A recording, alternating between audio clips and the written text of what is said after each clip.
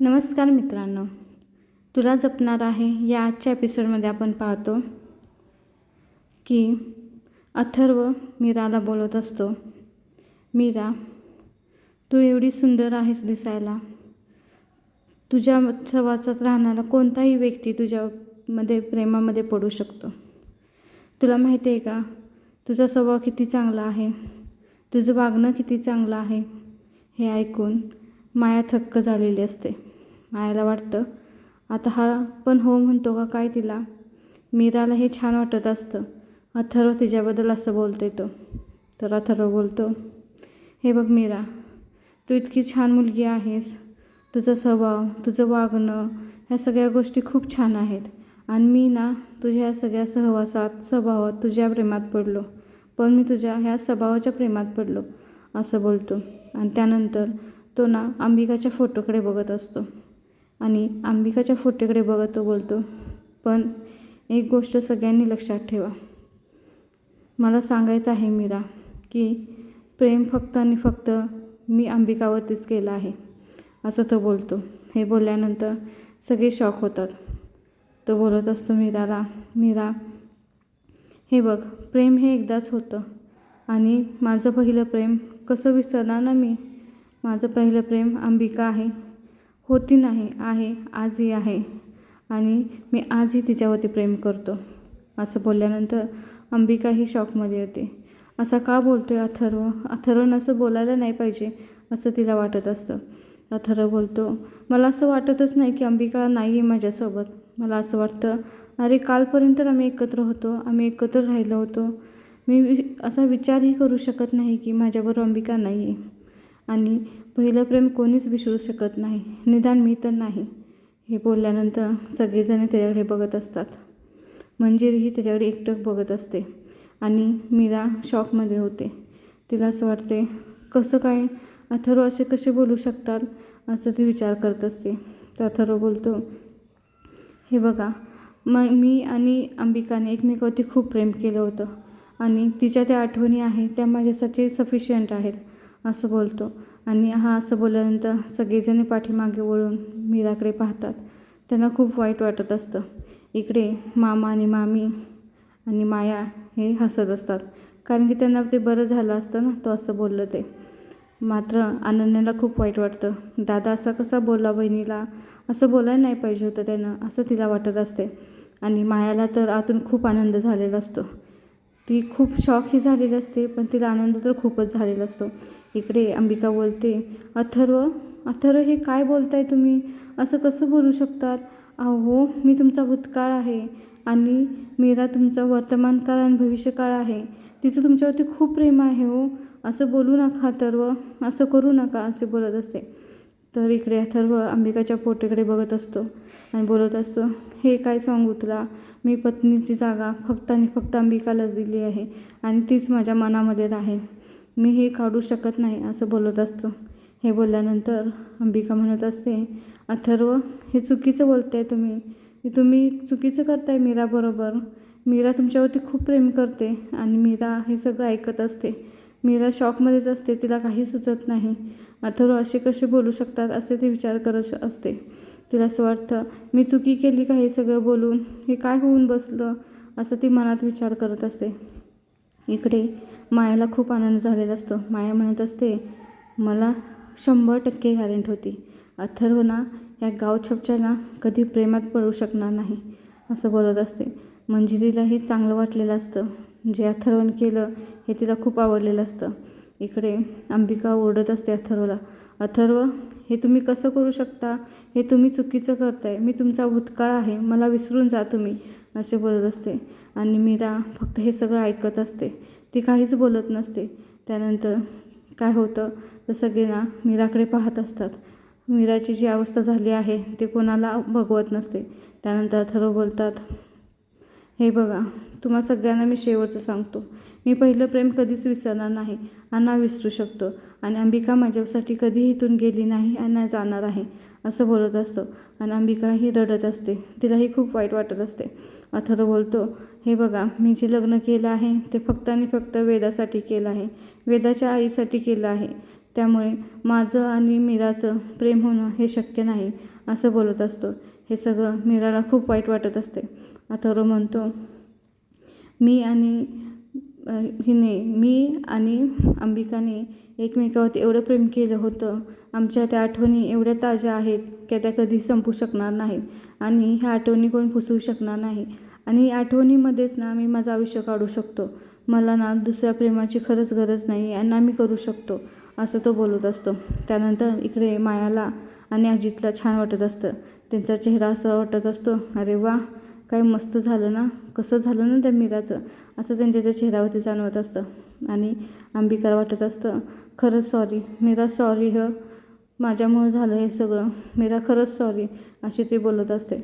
तर अथर्व बोलत असतो, हे बघा मी तुम्हाला सांगतो, काही जरी झालं तरी वेदाच्या आई तर नक्कीच राहिलं, पण माझी पत्नीची जागा मी माझ्या मनात तिला कधीच देऊ शकणार नाही असं बोलत असं. इकडं अंबिकाला खूप वाईट वाटतं. मी आणि मीराने किती ठरवलं होतं की आता त्या दोघांचा नवीन संसार चालू होईल, पण हे काय झालं, का अथर्व असं बोलत आहे, अथर्वच्या मनातून मी कधी जाणार नाही का असं बोलत असते.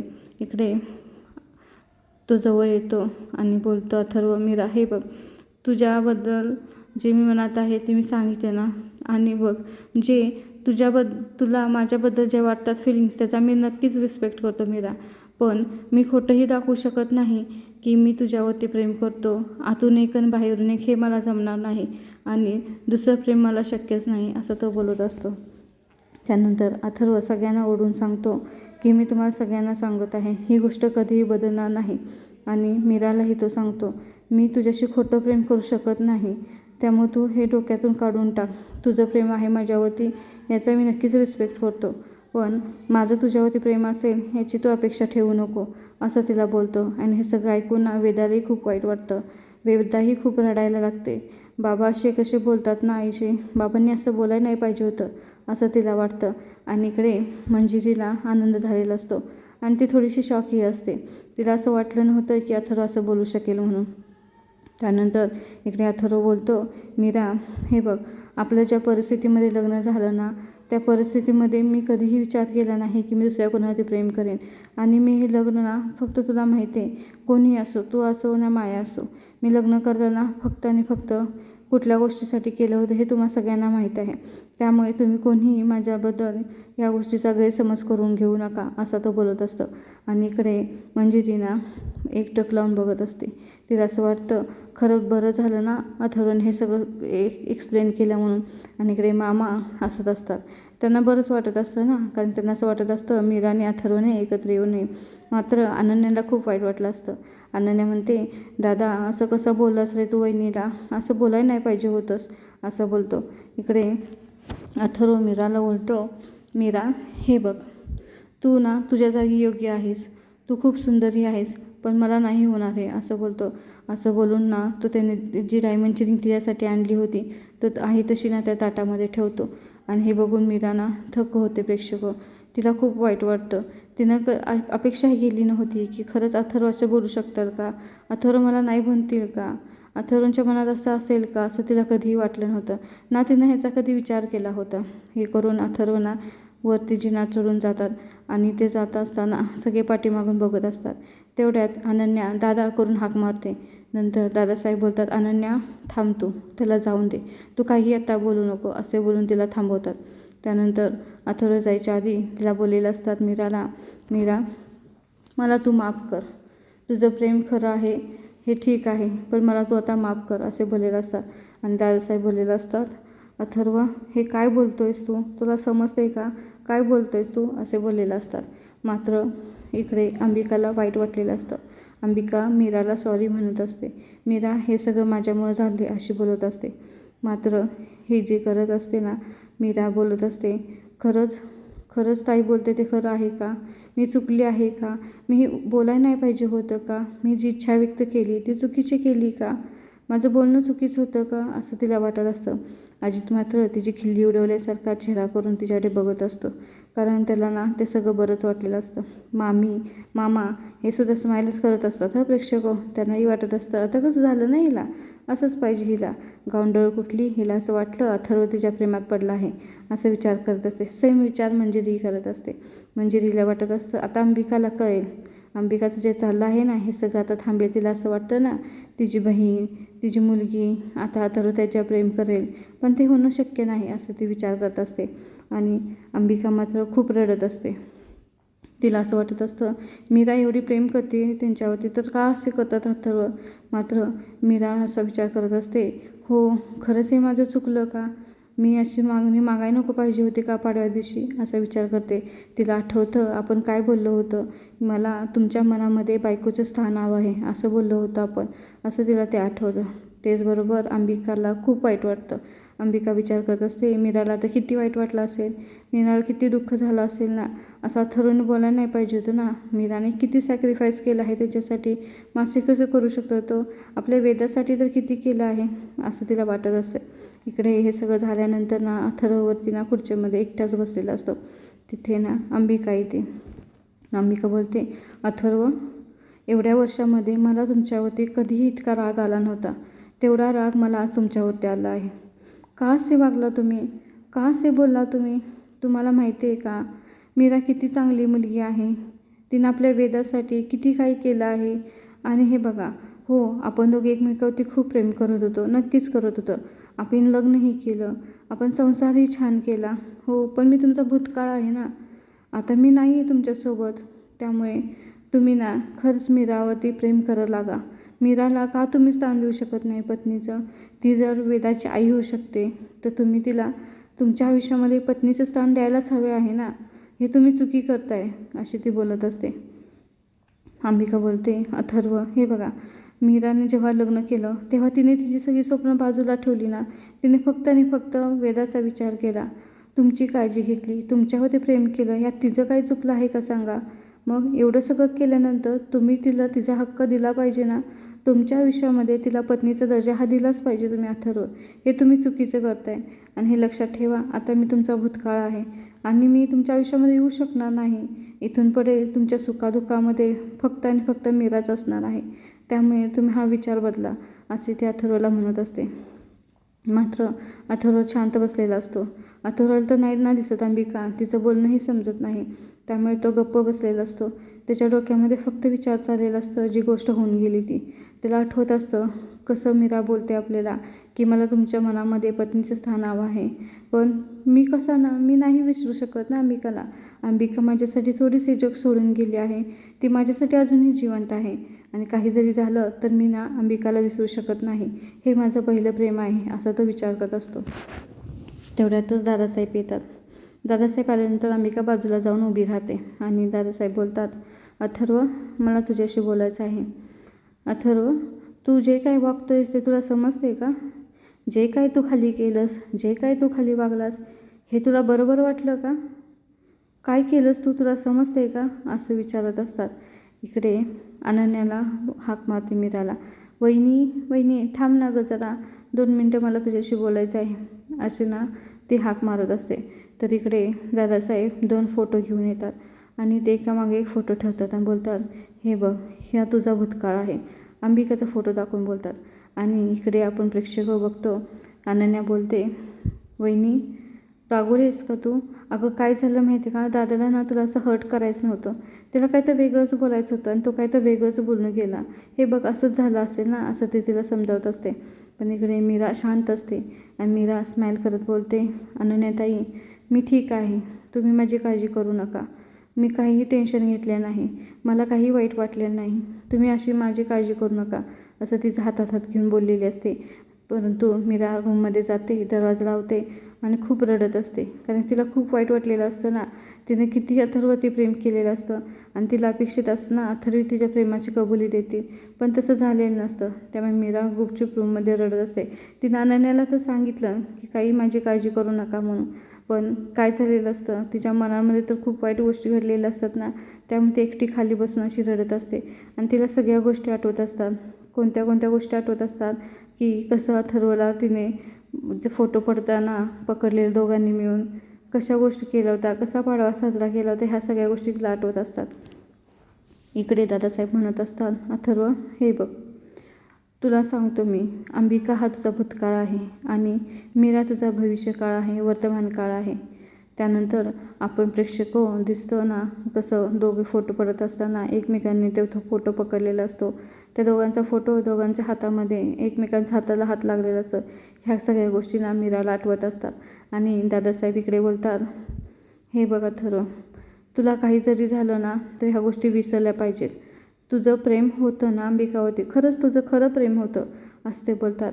पण अथर्व बोलतो, होतं नाही बाबा, माझं प्रेम आहे तिच्यावरती, अजूनही आहे असं तो बोलतो. तसं बोलल्यानंतर दादासाहेब बोलतात, हो अंबिकावरती तुझं प्रेम आहे अथर्व, पण हे तू विसरायला नाही पाहिजेस ना की मीराशी तुझं लग्न झालं आहे. मीराने जेव्हा तुझ्याशी लग्न केलं तेव्हा तिनं हा विचार केला होता का? पण आता ती तुझ्या प्रेमात पडली ना, आता तिला अपेक्षा आहे ना तुझ्या प्रेमाची, असे बोलत असतात. जेव्हा त्यांनी ते 2 फोटो समोर ठेवलेले असतात आणि ते सांगत असतात ना अथर्वला तुझा भूतकाळ आणि तुझा भविष्यकाळ, तेव्हा ते बोलतात, हे बघ, जेव्हा अंबिका तुझ्याबरोबर लग्न करून घरामध्ये आली, तिनं जशी स्वप्न बघितली, तुझ्याकडून अपेक्षा केल्या, तशाच अपेक्षा मीराही करत असेल ना. मीराचीही कुठली गोष्ट चुकीची आहे का सांग बघू? मीरा अपेक्षा करणे हे काही चुकीचं नाही असे बोलत असतात. अंबिकाला हे गोष्ट पटत असते. अंबिकाला वाटतं आता दादासाहेबांचं तर ऐकेल ना तो. तर दादासाहेब बोलतात, अथर्व एक गोष्ट लक्षात ठेव, जसं तू फक्त तुझा जो स्वार्थ बघतोयस ना तो चुकीचा आहे. अंबिकाने जसं तुझ्यावरती प्रेम केलं, तू अंबिकावरती केलं, तसं मीरा तुझ्यावरती करत आहे आणि तुलाही तिच्यावरती प्रेम करावं लागेल. काही जरी झालं तरी ती फक्त वेदाची आई बनून राहू शकत नाही असे बोलत असतात. ते बोलतात, हे बघ अथर्व, मी तुझा वडील म्हणून ही तुला गोष्ट सांगत आहे आणि मलाही वाटतं ना नक्कीच की तू हसत राहावं, चांगलं राहावं, तुझ्या संसारामध्ये चांगलं राहावं, तुझा संसार फुलत राहावा.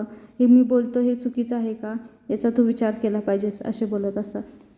दादासाहेब बोलतात, अथर्व हे बघ, जशी मीरा वेदाची आई चांगली झाली तसं तिला अपेक्षा आहेत ना की तूही तिचा नवरा व्हावंस, तिला तुझ्या मनामध्ये पत्नीचं स्थान मिळावं आणि ही गोष्ट काही चुकीच नाही, हा काही तिचा स्वार्थ नाही अथर्व असं बोलल्यानंतर अथर्व बोलतो, बाबा मला या विषयावरती काही बोलायचं नाही आणि मला याबद्दल काही ऐकायचं नाही.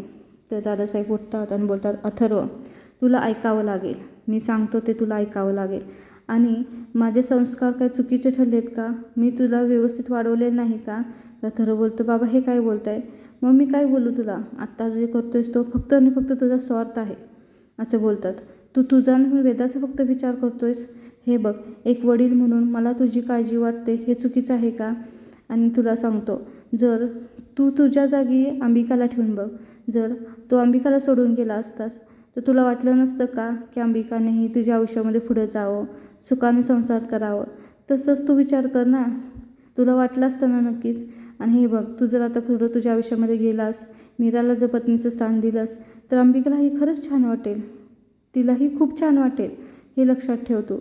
आणि एक वडील म्हणून मला तर नक्कीच वाटतं ना रे, तू आनंदी राहावंस, हसत राहावंस, एवढीच अपेक्षा करतो ना, एवढं मी तुला समजावून सांगू शकतो ना असे दादासाहेब बोलत असतात. दादासाहेब बोलतात, अथर्व तू नक्कीच या गोष्टीचा विचार कर आणि खरंच विचार कर, मीराचा विचार केला हवासा तू, कारण की मीराने सगळं सोडलं आहे तुझ्यासाठी आणि वेदासाठी आणि मीराचा हा हक्क आहे, तिचा तो स्वार्थ नाही. पण जे तू करतोयस ते तू स्वार्थपणा करतोयस, तू फक्त तुझा आणि वेदाचाच विचार करतोयस, मीराचा नाही. हे सगळं ऐकून अंबिकाला छान वाटतं.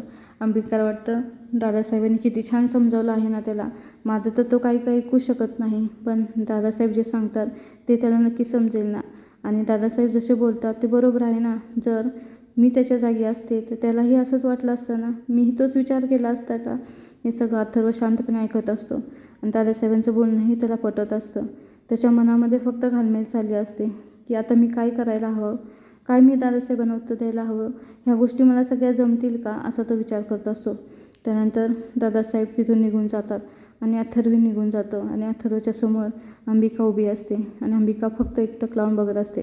प्रेक्षको, या भागामध्ये आता पुढे काय होईल हे आपण नंतर नक्कीच पाहू.